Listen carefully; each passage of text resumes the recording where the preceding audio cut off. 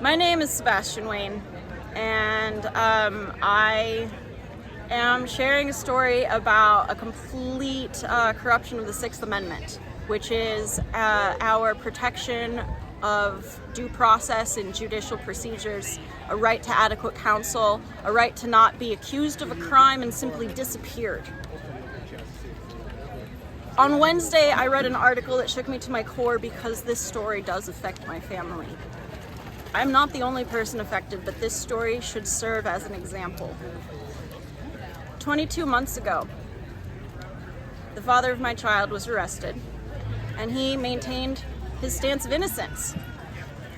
His lawyer did not help him and told him, as well as me, that expecting his Sixth Amendment rights would be used against him in court, would count against him, would be judged against him by the judge.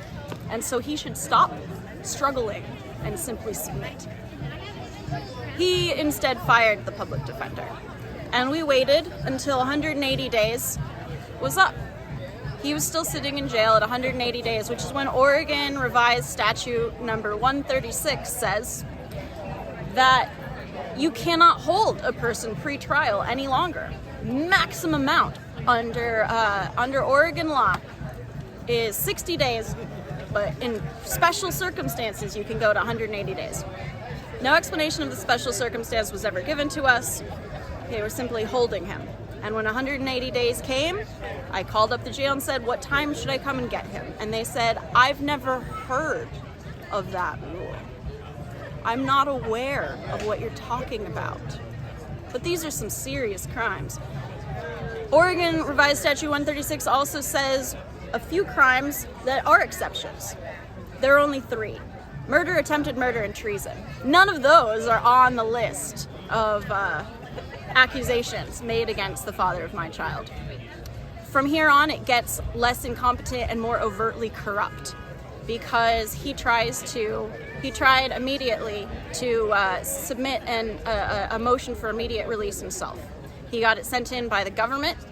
USPS used tracking. Tracking said it was delivered, but the courthouse never received it. The next time he was in front of a judge, a good 6 weeks later, he tries to recite by memory the Oregon Revised Statute and say, "Hey, this is against the law." And instead of listening and obeying the law that she apparently didn't ever swear an oath to uphold, she muted the microphone and then legislated from the bench, saying wrongly, "Oh, it's 180 days from arraignment," despite the law naming from arrest. But she muted the microphone before he could speak the true words, so she could say whatever she wanted. He forced her to give him a release date at all. And it was a mixed bag for us, joy-wise. But at least it was a week before our child's first birthday. So he would be home in order to go back to his full-time job that he lost, to look for adequate counsel that we would pay for ourselves, to actually take justice. At least we would have some things to look forward to. But then a month before that scheduled release date, he is assigned another public defender. And this public defender tells court that she's ready for trial before ever speaking to him.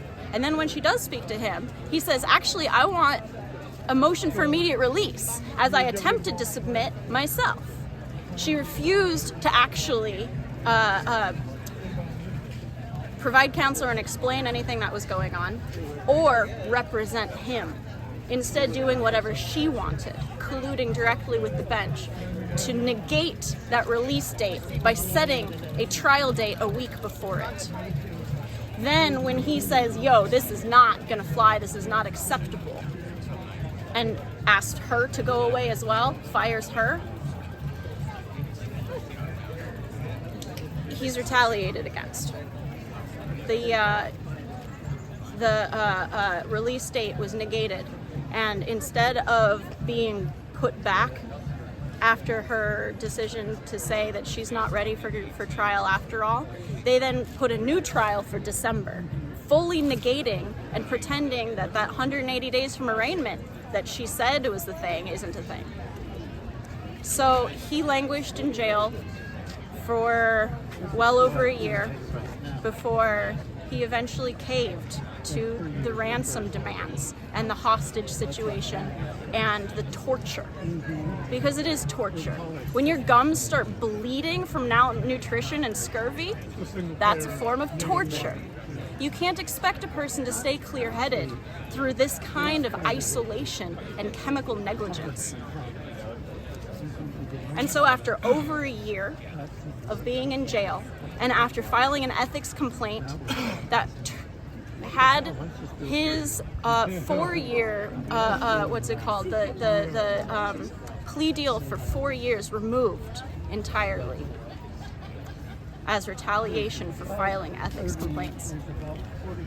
The third public defender charged $48,000 not to actually represent him or explain how anything of this was happening, but to simply reduce that new plea deal of 18 years down to 7. He's innocent, and he maintained his innocence the whole time. And to top it off, we found out, after him being in there over a year, that there was actually video evidence of the alleged victim corroborating his story of self-defense, of it actually being her mental health episode, of this not being a criminal thing at all, of this not needing police, of this not needing prison. Because what this is human trafficking. Plain and simple.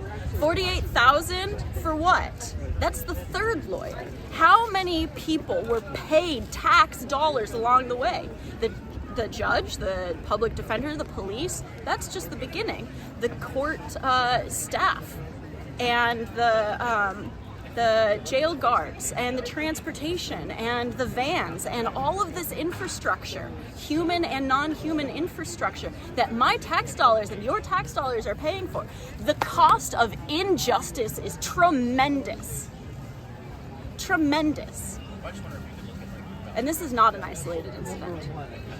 On Wednesday this week, just a few days ago, I read an article that shook me to my core because a federal judge said that Washington County, where this is going on, is a national disgrace.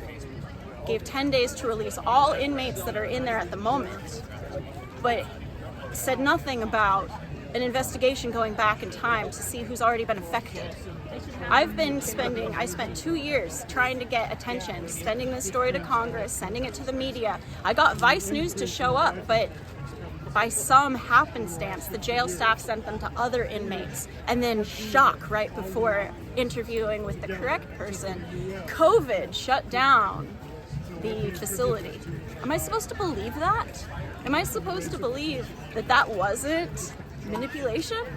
Well, I don't. I believe that white supremacy is alive and well, and it needs to be eradicated from our government. That's my story. Thank you, Bajja.